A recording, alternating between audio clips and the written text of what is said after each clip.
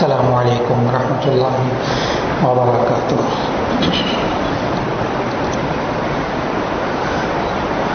نحمده ونصلي على رسوله الكريم، اما بعد فاعوذ بالله من الشیطان الرجیم، بسم اللہ الرحمن الرحیم۔ یا ایھا الذین آمنوا کتب علیکم الصیام کما کتب علی الذین من قبلکم لعلکم تتقون۔ صدق اللہ العظیم۔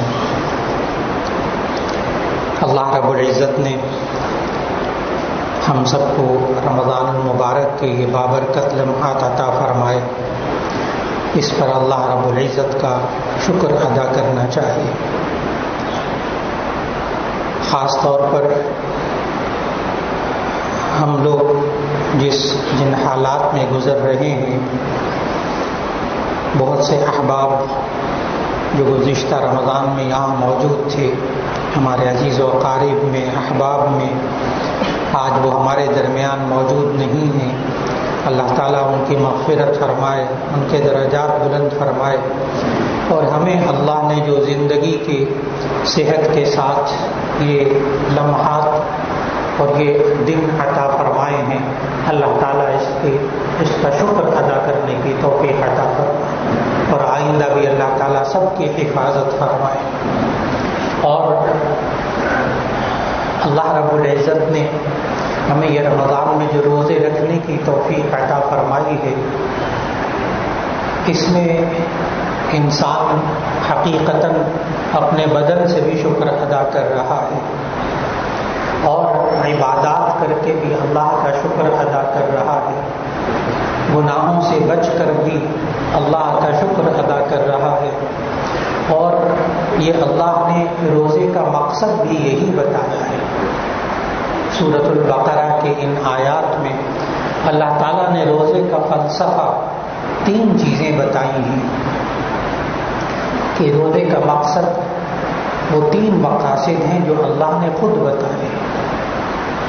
نمبر 1، لعلکم تتقون، تاکہ تم پرہیزگار ہو جاؤ۔ نمبر 2، لعلکم تشکرون، تاکہ تم شکر گزار بندے بن جاؤ۔ اور تیسرا مقصد اللہ تعالیٰ نے آیت کے سلسلے میں بتایا، لعلہم یرشدون، تاکہ وہ ہدایت پا جائیں۔ تو ان آیات میں جن کا تعلق روزے کے ساتھ ہے اور روزے کے احکامات اللہ تعالیٰ نے بیان فرمائے ہیں، ان میں یہ 3 مقصد بتائے۔ نمبر 1، لعلکم تتقون، تاکہ تم پرہیزگار ہو جاؤ۔ یہ پرہیزگاری کی تربیت اللہ تعالیٰ روزے میں عطا فرماتا ہے، پورے رمضان میں، کہ تقویٰ کا معنی ہوتا ہے بچنا، اور متقی کا معنی بچنے والا۔ کس چیز سے بچنے والا؟ بہت آسان سے 2 جملے، پورے تقوی کا خلاصہ ان 2 جملوں میں آ جاتا ہے کہ تقویٰ کا معنی بچنا، متقی کا معنی بچنے والا۔ یہ بچنے والا کون ہوتا ہے؟ تقویٰ کیا ہوتا ہے؟ بہت آسان سے 2 جملے۔ نمبر 1، جن چیزوں کا اللہ تعالیٰ نے حکم دیا ہے کہ تم کرو، ان کے نہ کرنے سے بچنا۔ دوسرا جملہ، جن چیزوں کے بارے میں اللہ نے کہا کہ تم یہ نہ کیا کرو، ان کے کرنے سے بچنا۔ تقویٰ مکمل ہو گیا۔ بس یہ 2 کام بندہ کر لے، یہ بندہ متقی ہو جائے گا، کہ جو کام اللہ نے کہا ہے کہ کرو، اس کے نہ کرنے سے بچنا، نہیں کرنا چاہیے۔ نمازیں پڑھیں، روزے رکھیں، زکوٰۃ ادا کریں، اور جن کاموں سے اللہ تعالیٰ نے روکا ہے ان کے کرنے سے بچنا، جتنے گناہ ہیں ان سے بچنا۔ بس یہ 2 کام بندہ کر لے تو انسان متقی ہو جاتا ہے، اور اللہ تعالیٰ اس تقویٰ کی تربیت انسان کو اس مہینے میں دیتا ہے۔ تربیت کس کو کہتے ہیں؟ بہت آسان سی بات، انسان کی عادات کو بدلنا، اسے تربیت کہتے ہیں۔ کہتے ہیں نا بچے کو کھانا کھلانے کی تربیت دیں، بچے کو لکھنے کی تربیت دیں، بچے کو چلنے کی تربیت دیں، تو آپ کیا کرتے ہیں؟ اس کو اس کام کی عادت ڈال دیتے ہیں، وہ کرنے لگتا ہے تو وہ تربیت ہو جاتی ہے۔ آپ اپنے بچے کی موٹر سائیکل چلانے کی تربیت کرنا چاہتے ہیں تو ٹھیک ہے، آپ اس کو بار بار چلوائیے، وہ جب چلانے لگے گا تو تربیت ہو گئی۔ بالکل اسی طرح یہ رمضان کے شروع کے جو روزے ہیں، ابھی ایک آدھ ہفتے تک روزے مشکل لگیں گے، کھانا پینا چھوڑنا مشکل، اگرچہ موسم بہت بہتر جا رہا ہے پھر بھی کھانے کو دل کرتا ہے، پینے کو دل کرتا ہے، لیکن پہلے عشرے کے بعد 10 روزے گزرنے کے بعد پھر روزے آسان ہو جائیں گے انشاءاللہ۔ اس لیے کہ ہمیں 11 مہینے سے کھانے کی عادت تھی، پینے کی عادت تھی، وہ عادت چھوڑنا بڑا مشکل تھا، اور جب ہم نے چھوڑ دیا 10 دن تک نہیں کھایا نہیں پیا، سحری سے لے کے افطار تک، تو نہ کھانے کی عادت پڑ گئی، نہ پینے کی عادت پڑ گئی، یہ تربیت ہو گئی، نہ کھانے کی تربیت ہو گئی، نہ پینا پانی پینے کی تربیت ہوگی 12 گھنٹے 13 گھنٹے، اور پھر باقی 20 روزے بڑے آسان گزریں گے، اس لیے کہ اب نہ کھانے کی تربیت ہو چکی ہے۔ اور عجیب بات یہ ہے کہ پھر جب عید کا دن آئے گا انشاءاللہ تو عید والے دن کھانا مشکل ہو جائے گا۔ جب سامنے کھانا آئے گا عید والے دن تو ذہن میں ایک دم آئے گا روزہ، پھر ایک دم آئے گا نہیں آج عید کا دن ہے کھاؤ، اس دن کھانا مشکل ہو جائے گا کیونکہ اب نہ کھانے کی عادت پڑ گئی۔ تو اللہ نے رمضان کو تربیت کا ایک موقع دیا کہ دیکھو اے بندو، اگر تمہیں نیک کام کرنے کی عادت پڑ جائے تو تمہیں وہ نیک کام چھوڑنا مشکل ہو جائے۔ اگر تمہیں نیک کام کرنے کی عادت پڑ جائے تو وہ نیک کام چھوڑنا مشکل ہو جائے۔ جس کو نماز کی عادت پڑ جاتی ہے وہ سخت بیماری میں بھی کہتا ہے نہیں نماز پڑھنی، اور جس کو جماعت کے ساتھ نماز پڑھنے کی عادت پڑ جائے مسجد میں 5 وقت، وہ گھر میں نماز پڑھ لے کسی وجہ سے تو بے چین ہو جاتا ہے، بے چین ہو جاتا ہے، کیوں؟ عادت پڑ گئی مسجد میں نماز پڑھنے کی۔ اور دوسری چیز جس شخص کو اللہ نے رمضان کے ذریعے تربیت کی ہے کہ جس شخص کو گناہ نہ کرنے کی عادت پڑ جائے اس کے لیے گناہ کرنا مشکل ہو جائے۔ وہ جیسے نہ کھانے کی عادت پڑ گئی تو کھانا مشکل ہو گیا، جب گناہ نہ کرنے کی عادت پڑ جائے تو گناہ کرنا مشکل ہو جاتا ہے۔ ایک انسان جو جھوٹ نہ بولتا ہو، ایک انسان جو گالیاں نہ دیتا ہو، بدزبانی نہ کرتا ہو، اگر کبھی غصے میں کوئی بدزبانی کا کلمہ نکل جائے تو کافی دیر تک سوچتا رہتا ہے میں نے کیا یہ غلط بات کہہ دی۔ اور جس بندے کو جھوٹ بولنے کی عادت نہ ہو، اگر وہ کبھی زبان سے کسی وجہ سے جھوٹ نکل جائے تو وہ بڑا پریشان ہوتا ہے، کیوں؟ اس کو عادت نہیں گناہ کرنے کی۔ اللہ تعالیٰ نے ہمیں رمضان میں صبح سحری سے لے کر افطار تک اور باقی پورے رمضان میں آپ اگر سوچیں گے تو بہت سے گناہوں سے اللہ نے بچایا ہوا ہے۔ اور اگر نوجوان ساتھیوں کے بارے میں عرض کروں کہ نوجوان اس جملے کو بڑی اچھی طرح سمجھیں گے، شادی شدہ اور غیر شادی شدہ، کہ صرف رمضان میں 5 وقت نماز پڑھنے کی وجہ سے، پابندی سے رمضان میں 5 وقت نماز پڑھ رہے ہیں، صرف اس 5 وقت نماز پڑھنے کی وجہ سے ان کو اپنا بدن پاک رکھنے کی عادت پڑ جاتی ہے، ان کو اپنے کپڑے پاک رکھنے کی عادت پڑ جاتی ہے، اور صرف اس وجہ سے کہ بدن پاک رکھنا ہے اور کپڑے پاک رکھنے ہیں میں نے 5 وقت نماز پڑھنی ہے، یہ نوجوان سوچے اللہ نے بے شمار گناہوں سے بچایا صرف اس وجہ سے، اور یہ عادت پڑ گئی۔ عادت کہتے ہی اس کو ہے، ماہر نفسیات عادت کی تعریف یہ کرتے ہیں کہ انسان کوئی کام بار بار کرے یہاں تک کہ اس کے لیے وہ کام کرنا آسان ہو جائے، اسے عادت کہتے ہیں۔ یہ ڈیفینیشن ہے عادت کی۔ کوئی کام انسان بار بار کرے یہاں تک کہ اسے وہ کام کرنا آسان ہو جائے تو اسے کہتے ہیں عادت. اب یہ رمضان کا مہینہ عادتیں بدلنے کا، تربیت کرنے کا مہینہ ہے. انسان کی عادتیں بدلتی ہیں. کم کھانا، کم سونا، کم باتیں کرنا، جھگڑنے سے بھی بچنا. میرا روزہ ہے، جھگڑنے سے بچتا ہے، غیبت کرنے سے بچتا ہے، جھوٹ بولنے سے بچ جاتا ہے، اور بہت سارے گناہوں سے بچ جاتا ہے. عادتیں بدلتی. بہت سے حضرات ایسے ہیں جو سگریٹ پینے کے عادی ہوتے ہیں، رمضان میں روزے رکھتے ہیں، بعد میں ان سے زندگی بھر کے لیے سگریٹ چھوٹ جاتا ہے. وہ کہتے ہیں رمضان کی برکت سے میرا سگریٹ چھوٹ گیا، نہ پینے کی عادت پڑ گئی.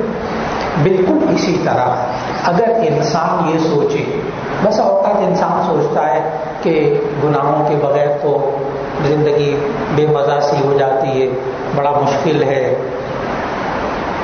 گناہوں کو چھوڑنا. لیکن اللہ تعالیٰ نے تقویٰ کی تربیت اس مہینے میں پتہ اس طرح کی ہے کہ انسان کے پاس کوئی حجت، کوئی دلیل نہیں رہتی انسان کے پاس، کہ اللہ نے ثابت کر کے دکھایا اے انسان تیرے اندر، ہر انسان کے اندر، اے انسان تیرے اندر ایک قوت ارادی، ایک ول پاور، ایک ایمانی قوت موجود ہے. ہر انسان کے اندر، جس نے روزہ رکھا ہوا ہے، ہر اس انسان کے اندر یہ طاقت موجود ہے کہ وہ اگر نیت کر لے، ارادہ کر لے، تو جو چیزیں ایسی ہیں جن کے بغیر یہ انسان زندہ نہیں رہ سکتا، کھانا پینا، کھائے پیے بغیر انسان زندہ نہیں رہ سکتا.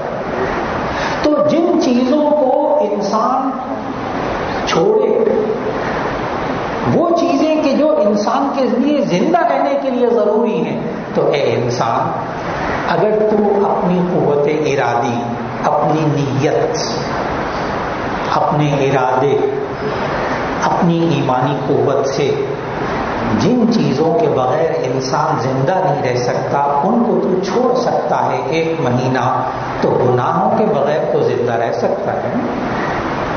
گناہ تو کھانے پینے کی طرح تو لازم نہیں ہے، اتنے ضروری نہیں ہے. تو اے انسان تیرے اندر طاقت موجود ہے.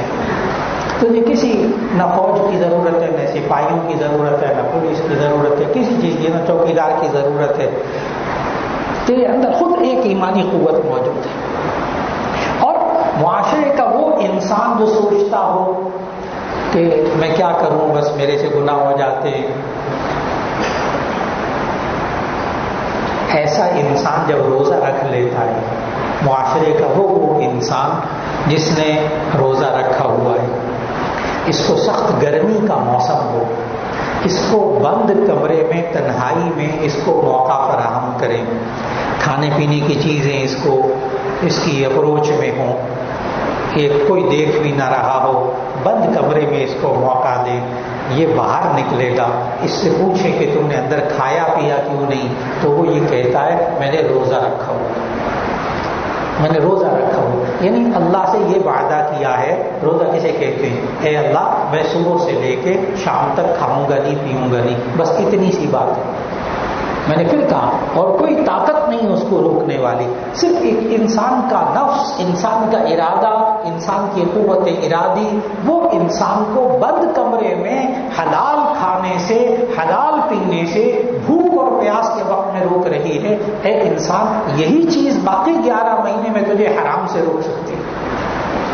اللہ نے تربیت کر دی انسان روزے کے ذریعے. یہ ہے تقویٰ، یہ ہے تقوی کی تربیت. لعلکم تتقون، تاکہ تم پرہیزگار ہو جاؤ. اور الحمدللہ جتنے نمازی بیٹھے ہیں اچھی طرح ذہن میں رکھیں، اس وقت وہ پرہیزگار ہیں، گناہوں سے بچے ہوئے نا، اور جو کام اللہ نے کرنے کو کہے وہ کر رہے ہیں، اور جو نہ کرنے کو کہے ان سے بچے ہوئے ہیں نا. تو ایک ایک نمازی پرہیزگار ہے اس وقت. الحمدللہ الحمدللہ. مایوس کیوں ہوتے ہیں؟ اور دوسرا لعلکم تشکرون، دوسرا مقصد اللہ نے روزے کا بتایا لعلکم تشکرون، تاکہ تم شکر ادا کرو. یہ انسان عجیب و غریب ہے، اس کا مزاج ہے، اس کی نفسیات ہے. جب تک نعمتیں اس کے پاس ہوتی ہیں نا اس کو قدر نہیں ہوتی. ماں باپ سر پہ ہوتے ہیں نا قدر نہیں ہوتی. وقت آنے پر ماں باپ چلے جاتے ہیں پھر بڑی قدر ہوتی. جب تک انسان کے پاس نعمتیں ہوتی قدر نہیں کرتا. لیکن اور یہ بڑوں بڑوں کی کیفیت ہو جاتی ہے. بڑوں شیخ سعدی رحمۃ اللہ علیہ کی یہ کیفیت ہو گئی.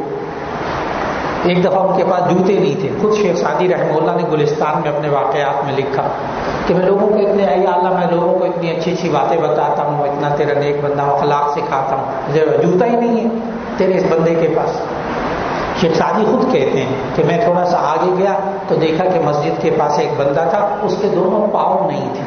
کہنے کہ میں فوراً سجدے میں گر گیا, اے اللہ جوتا نہیں ہے تو کوئی بات نہیں, پاؤں تو ہے نا.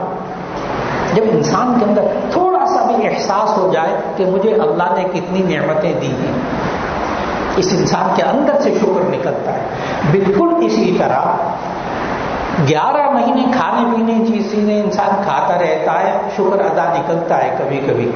لیکن رمضان کے اندر جب افطار کا وقت ہوتا ہے اور انسان کے پاس نعمتیں, اللہ نے بے شمار نعمتیں عطا فرمائی اس کو, یہ انسان روزہ افطار کرتا ہے تو اس وقت اس کو ایک خوشی ہوتی ہے, وہ شکر کی خوشی ہوتی ہے. اس وقت الحمدللہ کہتا ہے, ایک گھونٹ پانی پی کے بھی الحمدللہ کہتا ہے. اس کے رگ رگ سے الحمدللہ اور شکر نکلتا ہے. اور یہ جو خوشی ہوتی ہے نا افطار کے وقت کی خوشی, اسے آپ یہ نہ سمجھیے گا کہ یہ کھانا کھلنے کی خوشی ہوتی, جیسے دعوتوں میں ہوتا ہے نا کہ آئے جی کھانا کھائیں تو ایک بندے کے اندر خوشی ہوتی ہے. نہ, افطار کے وقت وہ والی خوشی نہیں ہوتی. افطار کے وقت ایک شکر کی خوشی ہوتی. اور نبی صلی اللہ علیہ وسلم نے آج جب روزہ افطار کیجیے گا نا تو روزہ افطار کرتے وقت یہ حدیث ذرا ذہن میں لائیے گا جو سنانے لگا. جامع ترمذی کی حدیث ہے, بہت مستند حدیث ہے کہ نبی صلی اللہ علیہ وسلم نے فرمایا روزے دار کو اللہ تعالیٰ 2 خوشیاں عطا فرماتا ہے, 2 فرحتیں, فرحتان للصائم فرحتان, روزے دار کو 2 فرحتیں ملتی, فرحۃ عند فطرہ وفرحۃ عند لقاء ربہ. ایک اس کو فرحت اور خوشی ملتی ہے روزہ افطار کرتے وقت, اور اگلی خوشی کا میں ترجمہ کرنے لگا ہوں, غور سے سنیے گا, اس لیے کہ جنت کی نعمتوں میں سے سب سے بڑی نعمت وہی ہوگی جس کا اب میں ذکر کرنے لگا ہوں. جنت کے اندر بہت بے شمار نعمتیں ملیں گی انشاءاللہ روزے دار, لیکن جو سب سے بڑی نعمت ملے گی اس پہ غور کیجیے گا کہ نبی صلی اللہ علیہ وسلم نے فرمایا للصائم فرحتان, روزے دار کو 2 خوشیاں ملتی ہیں. فرحۃ عند فطرہ, ایک خوشی اس کو ملتی ہے روزہ کھولتے وقت, وفرحۃ عند لقاء ربہ, اور ایک خوشی اس کو ملے گی جنت میں اپنے رب سے ملاقات کے وقت. ایک اس کو خوشی ملے گی اپنے رب سے جنت میں ملاقات کے وقت. احادیث میں موجود ہے کہ سب سے بڑی خوشی جو جنتی کو ملے گی وہ رب سے ملاقات ہوگی. اس کے بعد اس کو اور کوئی خوشی نہیں لگے گی, اور کوئی اتنی بڑی قدر والی خوشی نہیں ہوگی. تو آج روزہ افطار کرتے وقت سوچئے گا کہ اللہ نے ایک یہ والی خوشی تو عطا فرما دی, اور وقت آنے پر اللہ تعالیٰ دوسری خوشی بھی عطا فرما دے. وآخر دعوانا ان الحمد للہ رب العالمین.